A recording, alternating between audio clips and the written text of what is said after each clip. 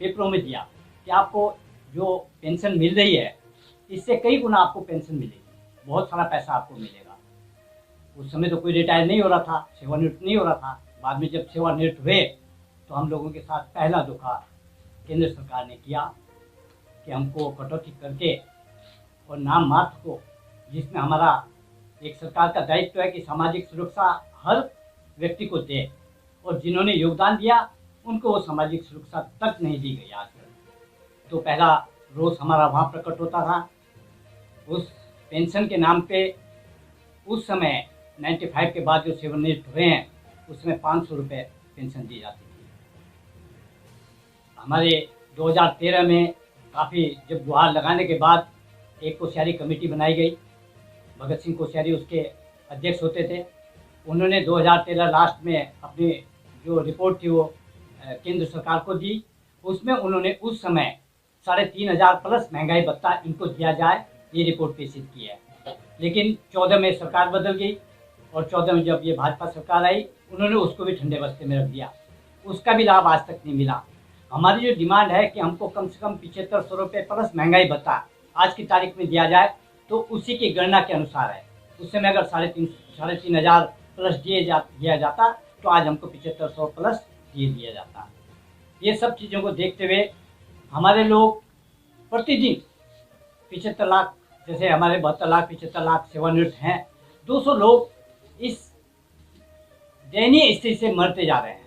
उनके पास दवाइयों के लिए पैसे नहीं है, खाने के लिए पैसे नहीं है। आप देखिए 1,000 रुपये, 1100 या 1500 रुपये पेंशन मिल रही है, अगर उसको घर चलाना है 1100 रुपये का, या अब कहीं 950 रुपये 900 रुपये का सिलेंडर हुआ, और बाकी पैसे कहाँ जाएंगे? अगर वो बुखार हो गया उसको तो दवाई लेने कहाँ जाएगा? आज डॉक्टर भी एक अगर कंसल्टेंट मांगेगा तो 500 रुपये मिनिमम है, बहुत कम जो है 500 रुपये है। तो कैसे वो अपना गुजारा करेगा, कैसे वो अपने बीमारी पे? तो ये देखते हुए 200 लोग प्रतिदिन हमारे गुजरते जा रहे हैं। बहुत स्थिति है। हम क्षेत्रों में जाते हैं मीटिंगें लेने के लिए, उन लोगों को देखते हैं तो हमारे खुद की आंखों में आंसू आते हैं उनकी दयनीय स्थिति को देखते हुए। क्योंकि थोड़ा बहुत पैसा मिला था, 2 कमरे बना दिए, 2 बेटियों की शादी कर दी, वो पैसा वहाँ लगा दिया। और बहुत सौ के तो बच्चे भी ऐसे हैं कि वो उनकी सेवा नहीं कर रहे हैं, या तो वृद्धाश्रम में जाएं या अपने आप को इस समाज में, जो कि सरकार का दायित्व था। आज भी आप देखेंगे विदेशों में हर जगह सामाजिक सुरक्षा के लिए पूरी पेंशन दी जाती है, उनकी पूरी सुविधा दी जाती है। लेकिन हम इस देश के नागरिक होते हुए एक तरफ सरकार कहती है कि सबका साथ सबका विकास, और एक वृद्ध तबका जो दिशा देता है इस समाज को, उसको बिल्कुल नेग्लेक्ट कर दिया गया, सरकार के द्वारा छोड़ दिया गया। हम गुहार लगा रहे हैं कम से कम 8 साल से। हमने हर तरह के, जैसे हमारे राष्ट्रीय अध्यक्ष ने कहा, हर तरह के आंदोलन हमने किए हैं। नग्न आंदोलन हमने किया, भिक्षा आंदोलन हमने किया, मुंडन आंदोलन हमने किया। सरकार ने बहाने बना करके हमको उठाया जंतर मंतर पर आंदोलन में कि नहीं आपकी मांगें कल पूरी हो जाएंगी, लेकिन आज तक 3 साल उसमें भी हो गए और वो भी हमारी मांग पूरी नहीं हुई। एक बहुत हमको इसमें रोष है, और सरकार से उम्मीद लगाए हैं कि आप सक्षम हैं, और इस समय हमारी मांगे अगर आपने नहीं मानी तो हम और कुछ कर नहीं सकते आपके आगे, लेकिन हाँ हम अपनी जान जरूर दे देंगे। क्योंकि आज 8 तारीख से जैसे 3 लोग हमारे उसमें बैठेंगे, और 9 तारीख से बहुत बड़ा एक बीड़ा हमारे पीछे है जो उसके लिए अपने आप को आमने अनशन में झोंकना चाहता है। क्योंकि ऐसे समाज में गिर गिर कर मरने से अच्छा है कि हम अपने एक कुर्बानी दे दें इस सरकार के विरोध में। तो यही हमारी एक विनती है कि आप लोग हमारे सहयोगी बने, हमारी जो आवाज़ है, हमारा जो दुख दर्द है वो हमारे सरकार तक पहुँचे और हमारी इस दुख दर्द को दूर करें। धन्यवाद। नमस्ते, मैं एनएससी की महिला फ्रंट संगठन सचिव बोल रही हूँ। मैं चाहती हूँ कि हमारा काम इस बार दिल्ली में हो जाए, और आप है तो उसमें सहयोग दें, क्योंकि 7 साल हो गए हमको ये लड़ाई लड़ते हुए। 5 साल से उपोषण चालू है। आज बुल्ढाना में 1809 दिन हो गए हैं उपोषण चालू है, दिन रात चालू है, फिर भी कोई सरकार ने कोई दखल नहीं ली इसमें। कोई खासदार, आमदार, मंत्री कोई भी वहाँ पर आकर के देखा नहीं कि इनका क्या चल रहा है बुढ़े लोगों का। और ये उपोषण रात दिन चालू है, ऐसा नहीं कि दिन भर चालू है, रात को भी चालू है। तो मैं चाहती कि अब हमारा ये काम जल्दी हो जाए, और आप है तो आपके भरोसे है ये, आप चाहे तो एक जल्दी हो सकता है। तो मैं चाहती कि आप जल्दी से इसको पहुंचाए। मैं doctor PN Patil, chief national adviser.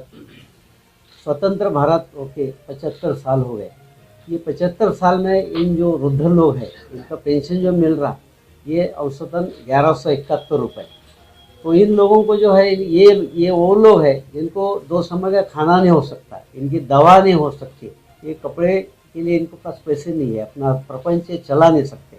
और इन लोगों का ये दुर्भाग्य है, ऐसे वृद्ध लोगों को झगड़ना पड़ रहा है, आंदोलन करना पड़ रहा है। पूरे इंडिया में जो लोग 75 लाख लोग हैं उसमें से अब कई लोग कल आने वाले हैं। इनको हमने ये बताया हुआ है इनके पास आने के लिए पैसा नहीं है, 4 दिन की रोटियां बांध के लाए, पानी की बोतल साथ में लाए और एक कंबल और एक आदि सतरंजी साथ में लाए, क्यों इनके पास पैसा नहीं है। तो इनका ये दुर्भाग्य है, हम सबका ये दुर्भाग्य है कि स्वतंत्र भारत होके इतने दिन होने के बावजूद हमको ये ऐसे वृद्ध लोगों को आंदोलन करना पड़ रहा है। तो हम ये चाहते हैं कि आप हमारी आवाज़ बने, मीडिया हमारी जो प्रदर्शित करना है वो पूरी तरह से प्रदर्शित करे और सरकार और एडमिनिस्ट्रेशन ये दोनों की तरफ हमारी आवाज़ पहुँचाए।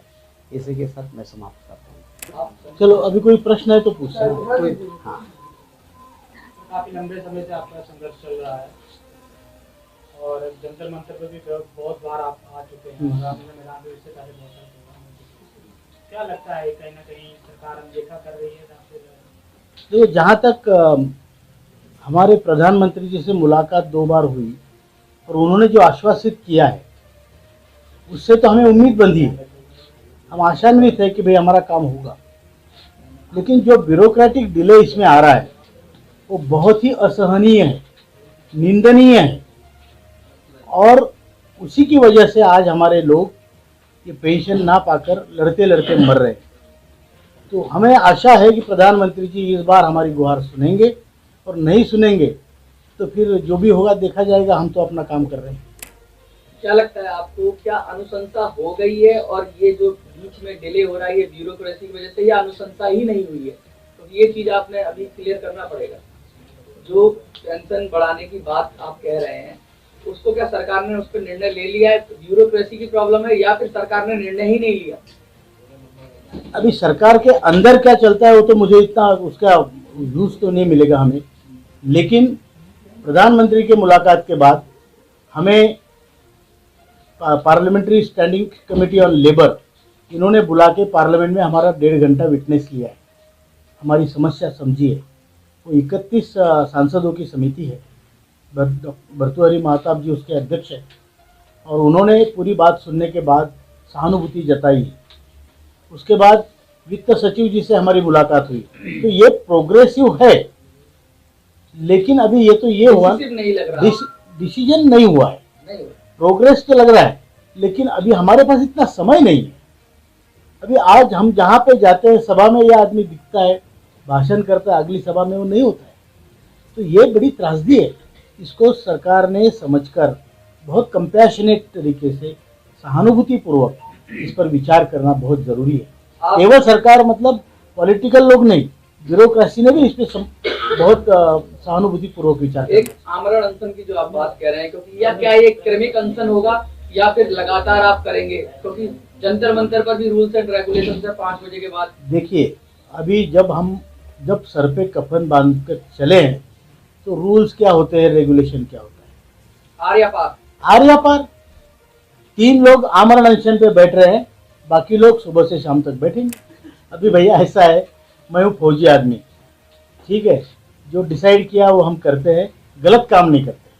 ये गलत काम नहीं, हम तोड़फोड़ नहीं करेंगे, सरकार का हमारे देश का नुकसान नहीं करेंगे, लेकिन जो हमारी बात है वहाँ तक पहुँचनी चाहिए उसके लिए हम कर रहे हैं। हम इसके लिए भी नहीं कर रहे कि हम कोई हीरो बने, जरूरी नहीं।